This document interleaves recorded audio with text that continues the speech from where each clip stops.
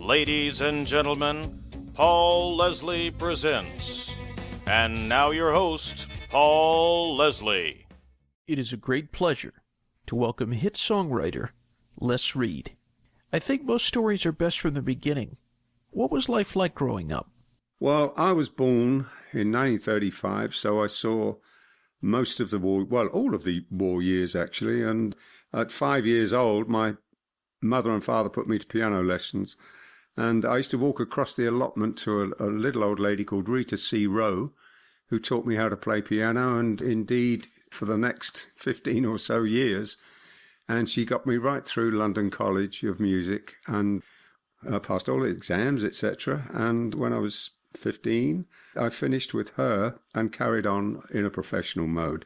But during the war, we had a little troupe called the Westfield Kids, which was a troupe where I played accordion and piano, and we had local tap dancers and singers, and we used to entertain all the wives. All the men were away at war. And one little story comes to mind that in my early youth, when I was about, 8 or so during the war, my mother used to go to a little dance hop just across the allotment to a little hut and dance with all the women every Thursday night. And I could hear the music from my house or our house, and I would know that when the last waltz was playing, she'd be home to get my supper. And this stayed with me all my years, and many years later, when I was talking to Barry Mason, I mentioned this story, and so that's how the last waltz was born, which is a nice little story, I think. So really, I had no sport. I just had music from the age of 5, basically. It was a wonderful, wonderful street that I lived in, but there were many casualties, of course. Some of the men just didn't come back. So it was sad, but very happy. Really, that's about it, apart from, the normal school things and playing the odd concert with the Westfield Kids and entertaining the troops that came home that were injured in the war hospital. And ironically, strangely enough, I was out one day pinching apples and a doodlebug came over, which was a flying bomb, and the engine stopped. And I knew that within 5 minutes, or at least 5 seconds, I guess, I would be dead because they just came straight down and blew everything to smithereens. So I fell from the tree, and in doing so, I landed on a chicken run, and there was some corrugated iron, and it cut my leg from bottom to top. And I had to be taken by the butcher into the hospital, which was the war hospital. And so again, I met all the people that only a week before I was entertaining with the Westfield Kids. And it was a rather sad time, but we became matey, and it was a lovely environment. And I was in there for 3 weeks. So that was what I was doing when I was growing up. What music do you remember hearing from childhood?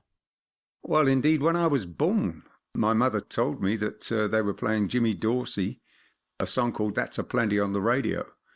And it stayed with me all of my life. A few years later, when I went to a wedding, they were playing this record. And it just stemmed the memory, and I thought, that's my kind of music.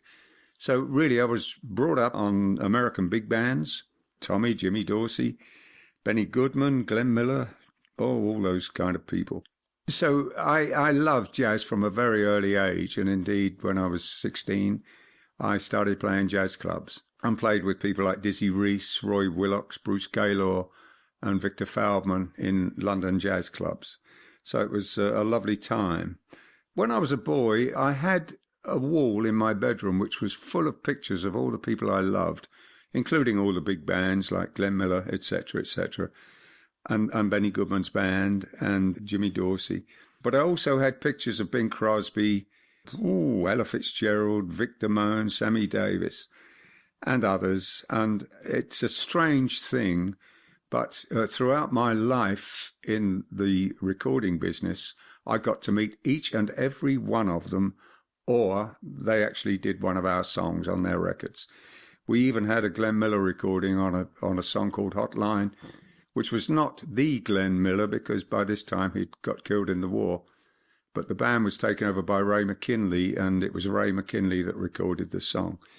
Bing Crosby, we wrote a song together called That's What Life Is All About, and I had a nice hit with it. It was his very last hit. Now, the Goodman brothers, Benny Goodman, I stayed with in Dutchess County. And it's a funny story because it was Benny's house, and his two brothers, Gene and Harry, were my publishers in a company called Regent Sound, which Benny also had an interest in. And I was actually doing some arrangements at Benny's piano over the weekend. I had some stuff to do for PJ Proby. And the char lady came in and she said, "Hey, Les, do you want me to stoke the fire up?" And I said, "Because it's cold." I said, "Oh, yes, please." She said, "I'll bring you a cup of tea." But on the end of the piano was Benny's clarinet, and I kept looking at it as such a revered thing in my mind. You know, he appeared in all those films and Carnegie Hall and everything with the clarinet. And she came in, gave me my cup of tea, and then took the clarinet and stoked the fire up with it. And I nearly fell off my chair.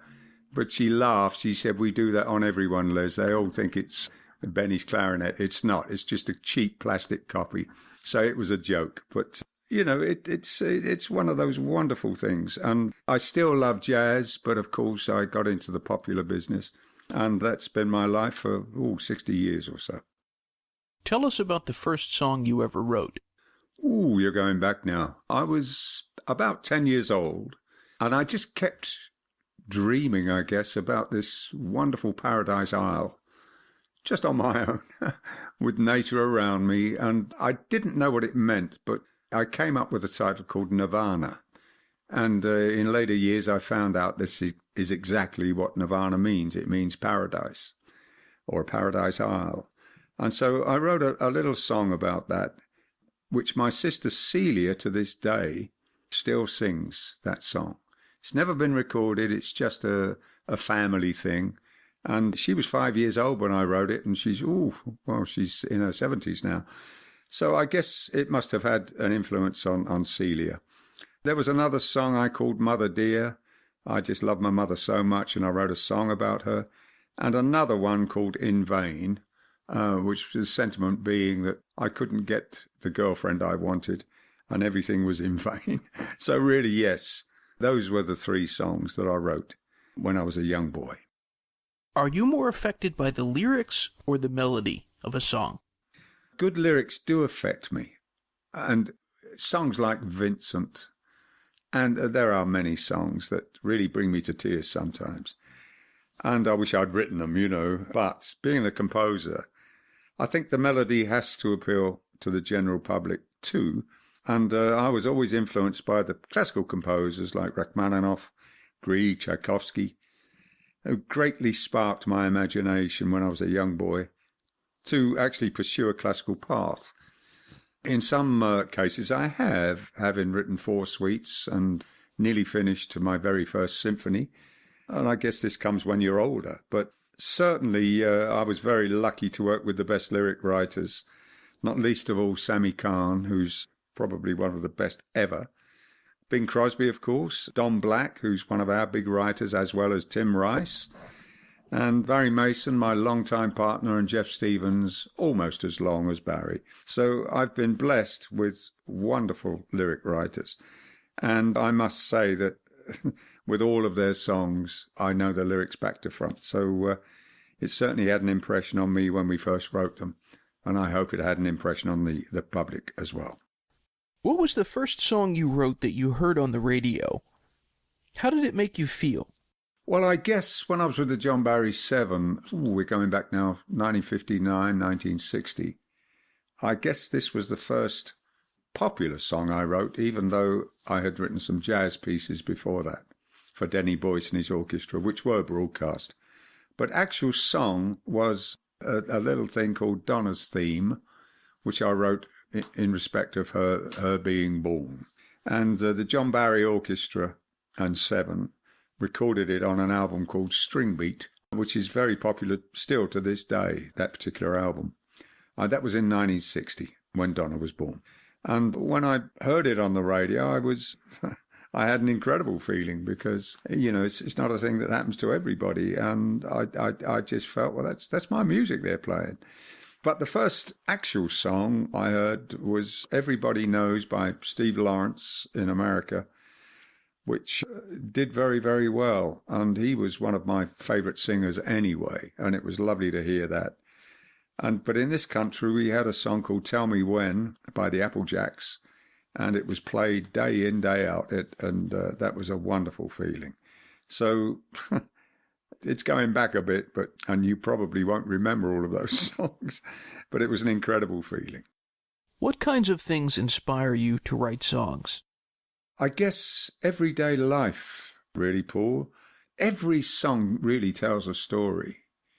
And, you can look at somebody in a tube train and you can more or less see their emotions, what they're going through in their eyes. And this is really what we look for. But one very strange story about Kind of Hush was that I used to take an actor up to town called Tony Phillips in the early days. And he was quite a nice actor and he had small parts, but not very busy.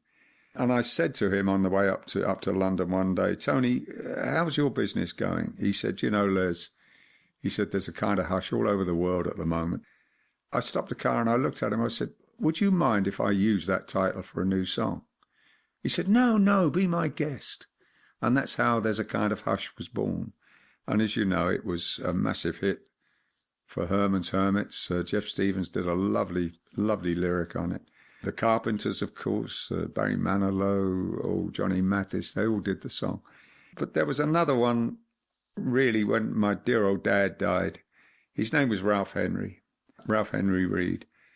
And I wrote this instrumental just the day after he died. It was called Ralph Henry. I put it over to Acker Bill, who's a very big clarinet player here, on record. And he recorded the song. And people used to say, that melody is so beautiful. Why don't you put a lyric to it? So in the early days when I was working with Malcolm Roberts and we were doing all these festivals together, on one particular time in San Remo, he said, Les, I've just listened to that melody and I've immediately come up with an alternative title, but it's nothing to do with breaking the family up. He said, I want to call it My Son. In other words, it's your dad talking about you in the lyric. He read it out to me, and of course, the old tears started to come. And that's how My Son was born, with the original Ralph Henry melody. And J.J. Barry, Eddie Arnold, quite a few country song singers sang the song. Now, it's just been recorded by Julie Rogers, and there is a chance that we might get a Christmas release on it with a very, very big artist. But I can't really let that go at the moment. They're trying to keep it secret. So this is, it's just everyday life, basically. That's how we work. Connie Francis recorded an entire album of your songs. How did you feel about that?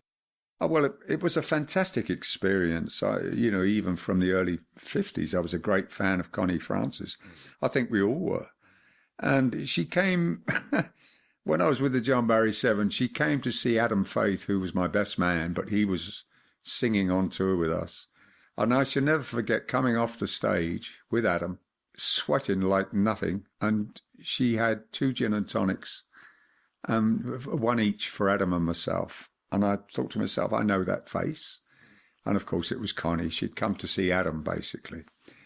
But we struck up a nice friendship. And many years later, when I was working with MGM in America, Arnold Maxim said, do you know Connie Francis? And I said, well, yes, we have met. He said, would you like to do an album with her for MGM? I said, of course. What songs do you want me to do? He said, all yours. So I had to get together 10 songs for the album, which was, and then recorded it in America. And she came over to England to put some of her voice tracks on, and we put the backup choir here at Wessex Sound, my studio. And also, even outside of that album, which actually is a bit of a collector's item, I wrote some new songs for her with Barry and Jeff Stevens. She recorded those too, in Italian, Spanish, and English. And she was just so wonderful. We're very good friends. So I guess we've had about 20 songs with Connie over the years. It's one of those things. You you get a feeling about someone, and we more or less had not an actual love affair, but a love affair in admiration for each other. And to this day, we still keep in touch. So, yes, it was a wonderful, wonderful feeling. So many of your songs have been recorded by Engelbert Humperdinck. In your opinion, what makes him the great artist that he is? It's very hard to talk about my friend Engelbert because at the same time we were making his records, Tom was also around, Tom Jones, and we made a load of records with him too.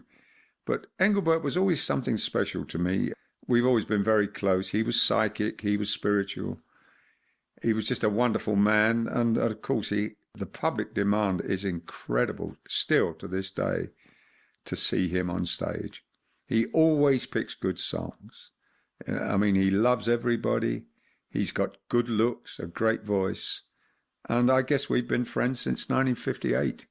But I loved all my time in the studios with him for, well, it must have been 4 or 5 years. And we cut many, many songs that we wrote for him. And to this day, I still figure he's one of the best artists that's around. Wonderful man. What inspired your song, It's Not Unusual, that was recorded by Tom Jones? Well, It's Not Unusual was actually written before Tom Jones came on the scene. And Gordon and I were just finishing it off when he rang one night and said, would you like to see Tom Jones, who was then Thomas Woodward, sing at the Top Rank Theatre in Slough? I said, of course. And I went over there and saw him sing. I thought he was a bit strange in certain ways, but on the other hand, he had a very good voice. So Gordon decided to sign him, and we then played him the song It's Not Unusual for him to do the demonstration disc of, because the following day we were due to see Sandy Shaw and her manager, Evie Taylor, because we were interested in Sandy Shaw recording the song. Anyway, I took Tom into Regent Sound and we did the demonstration. And the three of us, after we'd finished, the three of us trooped up to Evie Taylor's office and played her the song. And she wasn't very impressed. And she'd had a guy there called Des Lane, the penny whistle man, who she was more interested in. And the three of us sat there listening to this penny whistle being played in her office. So eventually I knocked the door. She said, what do you want, Les? I said, well, I want to play this new song for Sandy. She said, well, I've got a very important customer here. Quickly play it. So we played it for about, 8-10 bars or so. And she took it off. She said, it'll never be a hit for Sandy Shaw. Now, stop wasting my time. And Tom was there, and so was Gordon, and so was I, and we were quite broke between the lot of us. And she could have taken us on, little or no money. She sort of pushed us out in lieu of a penny whistle man called Des Lane. Anyway, it worked out to good things because we took him to Decca the following day, and they loved the song up at Decca. And that's when we decided to record It's Not Unusual with Tom. And I did 2 arrangements of it. The first one has only been released recently on an album, from an archive album. But the actual one, when I did the first one, Peter Sullivan said, Les, it needs a lot more brass. So back to the drawing board, and I wrote the arrangement as you hear it today. So it was a massive, massive hit for us. And that's how It's Not Unusual came about. And, of course, Tom should have sang it from the very first. It was always his song. But, as I said, songs always tell a story. But on that particular song, we've been very lucky to have artists like Stevie Wonder, Diana Ross, Otis Redding, Marvin Gaye, Stan Kenton Orchestra, the 4 Freshmen, Sammy Davis Jr., and many others do the song over the years. So it has been a great song. What did you think about the singer Tom Jones when you first became exposed to him? Well, Gordon Mills rang me up one night. As you know, we were writing at the time together. And he said, I've got this new singer called Tommy Woodward. I'd like you to see him. So I went over to the Top Rank Cinema in Slough. And we sat there in the audience, just the 2 of us, and waited for Tom to come on. Eventually, him with the Squires came onto the stage. And they started to sing all Jerry Lee Lewis songs, which were great. But he had a rabbit's foot on himself, for luck, I guess. He had all kinds of medallions, tight leather trousers, and he just looked a mess. I thought, I'm not going to like this guy. But when he opened his mouth, oh, that was a different story. I realised then there was an international star in the making here. And really, that was my first exposure to Tom. You know the story from then on. We went on and Gordon managed him. And we went on for quite a few years in the studio and made a lot of hits together. A good one. Nice one. Our special guest is songwriter Les Reed. Another song of yours that Tom Jones recorded is Delilah, which has been recorded by many artists. In your opinion, who recorded the best version? Well, I always think Tom did the ultimate version of that song. To this day, it's still played everywhere. And of course, it is Tom that the people like the Welsh international rugby team went for to sing at their final a few years ago. And they've been singing it in Wales ever since. But apart from Tom, I mean, we've had wonderful people record it, like Pavarotti, the classical singer, did a wonderful version of it. Ray Conniff and the Russian Red Army Choir. Of course, Alex Harvey brought it back in the 70s with a version of his own, and it went into the charts and was a lovely version. But one thing is that I was making an album with PJ Proby round about that time, and before Tom actually recorded it, I asked Jim Proby if he'd like to listen to a new song Barry and I had written, Barry Mason and I, called Delilah. He said, well, let's do it on the session. He'd heard the original demo and he quite liked it. But it was about 2:00 when, after the whole album had been recorded, there was just this one song to do, and I'd laid the track down with the orchestra in the daytime. And he went to sing it, and he sang it in such a strange voice. It sounded like Bob Dylan. And I said, well, it's not meant to be like that, PJ. It's meant to be as you would sing it. And he said, but I don't like the song.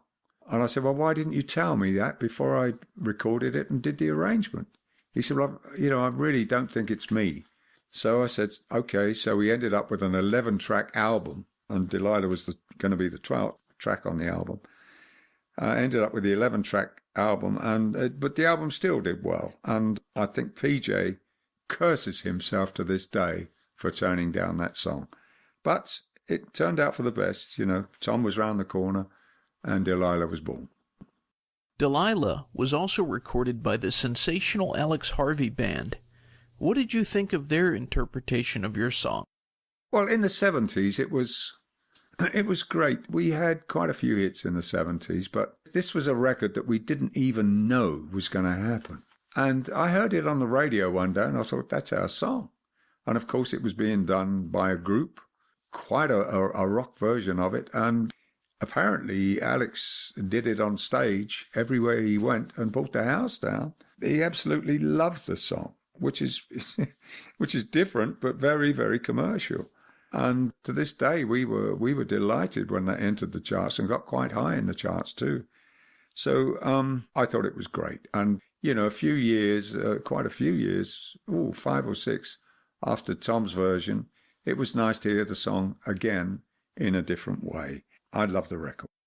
Our special guest is songwriter Les Reed. In my humble opinion, one of the best songs out there is There's a Kind of Hush.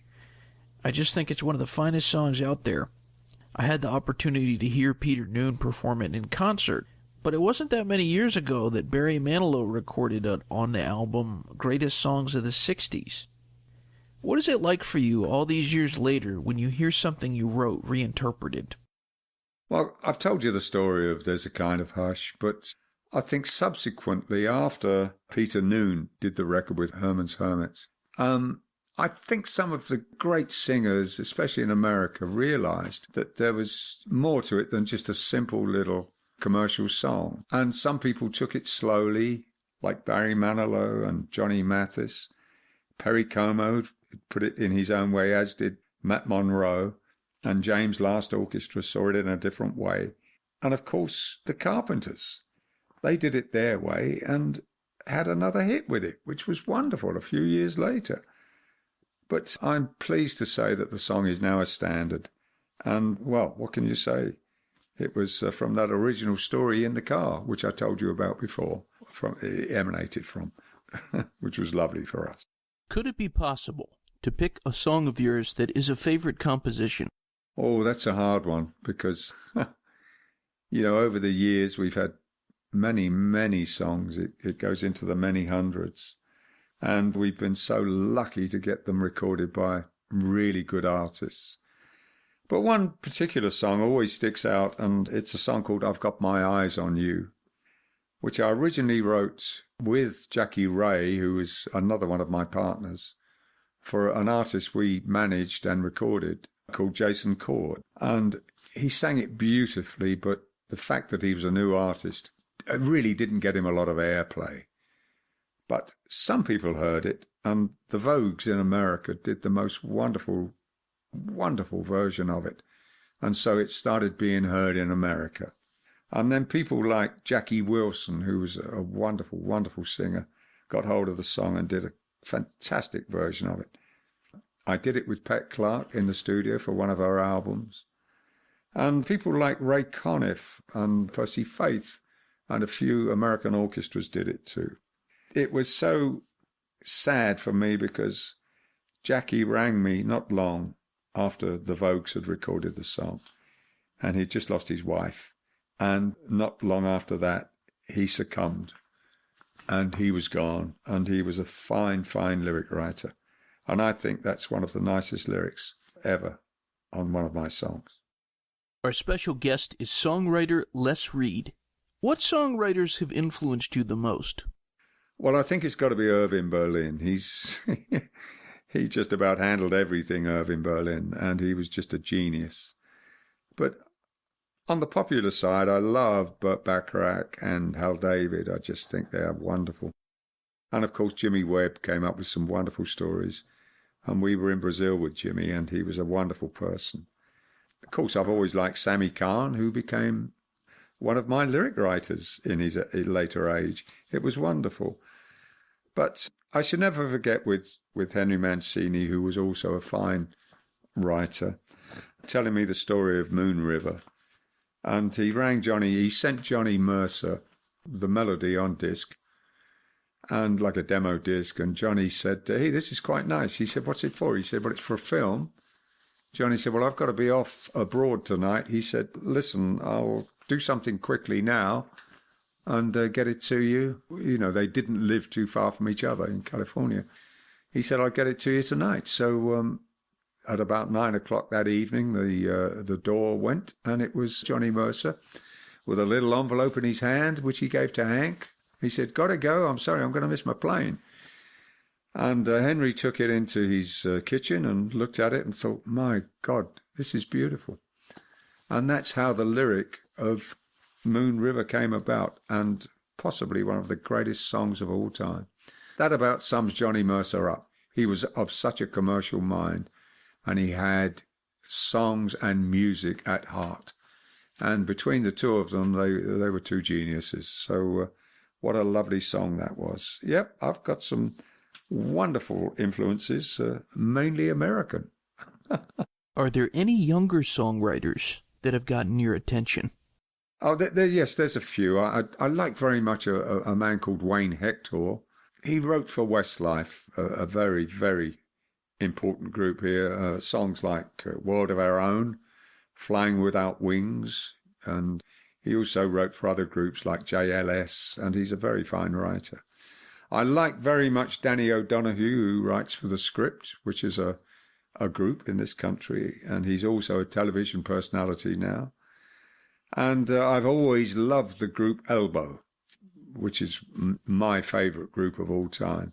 They do some wonderful commercial records. Outside of that, I like Gary Barlow, who's a friend. He belongs to our society, and he's a fine writer. And the girl singer, Adele, I think she is just out of this world. So, yeah, these are nice. So they're my favourites. Who would you like to record a Les Reed song that never did? Well, there's one person on this planet, and she has been so elusive as far as I'm concerned, or my lyric writers. But I'll get her one day, and her name is Barbra Streisand. She recorded one of Jeff Stevens' songs, which is my lyric writer, and she recorded one of Barry Mason's songs, who's the other lyric writer. But she's never done one of my songs. So I will chase her till she does. But we have had some wonderful artists, including Frank Sinatra, Sammy Davis, Dean Martin, Victor Moan, Nancy Wilson, Perry Como, Aretha Franklin, Four Tops, Diana Ross, Otis Redding, Marvin Gaye. So we've been very lucky with artists. But I will get Streisand one of these days. I'll write something that she will not be able to refuse. In fact, there's a song called You Bring Out the Woman in Me. I think I might send her that one. Our special guest is songwriter Les Reed. How did you feel about Frank Sinatra recording one of your songs? Oh, dear. I've always wanted Frank to do our songs. I knew all of his mates, like Sammy and Peter Lawford, Jerry Lewis. We worked on films together one more time. But never, only once did I ever meet Frank, and that was at one of his concerts when he was introduced to me by Harold Davidson, who was his British agent. And we had a couple of words together, then he moved on, which was a shame. I'd love to have got to know him. But when Barry and I did a film called Les Bicyclettes de Belsailles, Engelbert did that particular song from the film and had a nice big hit with it. But there was another song called Julie within the score, which, strangely enough, I recorded with three people, Simon D., Tony Brandon, and Ken Dodd, who was a very fine comedian here. One of my friends was making an album with Frank Sinatra in America for his label. And he said, listen, have you got any songs for Frank? I can pitch them to him. I said, well, I do have one. The only sort of demos I can give you are by three unknown singers, i.e. Simon D., Tony Brandon, and Ken Dodd. He said, well, send me the Tony Brandon one. And it was a nice recording with Tony Brandon. So he duly played it to Frank at the recording studio. And to this day, Tony Brandon will never, ever forget the fact that Frank Sinatra actually listened to one of his recordings. But Frank liked the song, and they laid it down. And apparently it was a very nice recording. It ended up on Frank's Reprise label, and it was about this time that he was selling it to Universal or somebody else, selling the actual catalogue. And to this day, that track is lying on the shelf somewhere and has never been released, to my chagrin. So one day they may release it, but it would be lovely because apparently he did a wonderful job on the song. When someone listens to one of your songs, what do you hope they get out of the experience? Well, we've had strange things happen over the years with our songs. There was a song called Valley of Tears, which I wrote with Johnny Worth, who was a very fine artist, songwriter over here in Britain. And he wrote all of the Adam Faith songs, for which I was pianist on the record. And he came up with this wonderful, wonderful lyric about the Valley of Tears. And I put a classical type melody to it. And people started to want it played at their funeral, which was strange, but very true. And that, along with Love Is All, we get requests for all the time, for burials, weddings, all kinds of things, which is lovely. And so they do get experience. They do get, I don't know, some kind of joy out of our songs, which is very lovely. I think The Last Waltz touches a lot of people too, because it reminds a lot of people of their first meeting in the ballroom.